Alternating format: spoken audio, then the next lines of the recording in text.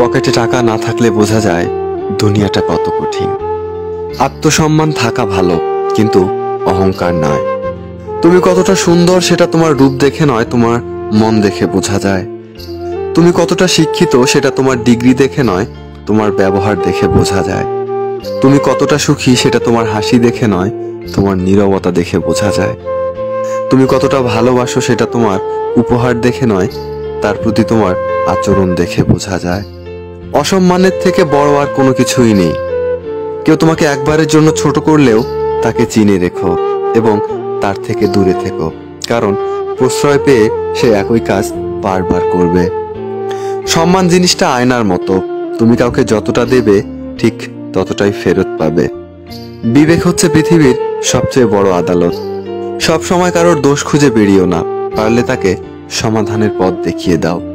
ক্ষমা তাকেই করো যে ভুল করেছে, কিন্তু ক্ষমা তাকে করো না যে তোমার সাথে বেইমানি করেছে। কারোর উপর নির্ভরশীল হয়ে থেকো না। তুমি যার উপর নির্ভরশীল হয়ে থাকবে, সেই মানুষটা যখন থাকবে না, তখন তোমার প্রত্যেকটা কাজই ব্যর্থ হবে। তুমি জীবনে সেই মানুষটার জন্য কান্না করো না যে তোমাকে কষ্ট দিয়ে অন্য মানুষের সাথে আনন্দে আছে। যে তোমাকে যতটা সম্মান দেবে, তুমি তাকে ততটাই সম্মান দিও।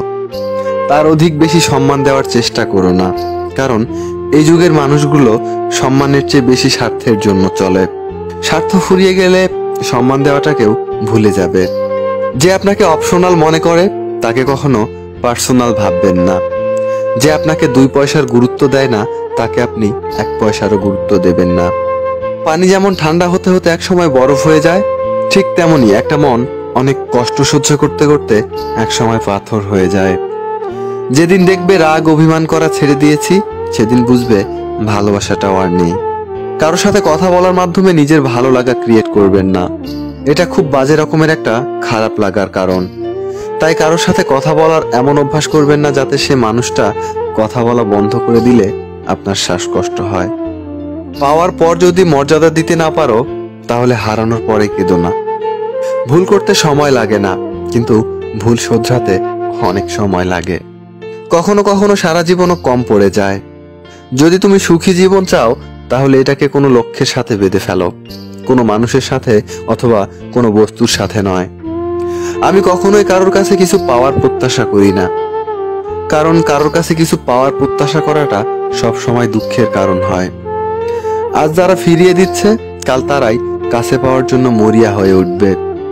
তাকে কখনো ব্যস্ততা দেখিও না যে তোমার সাথে কথা বলার জন্য দিনরাত অপেক্ষা করে।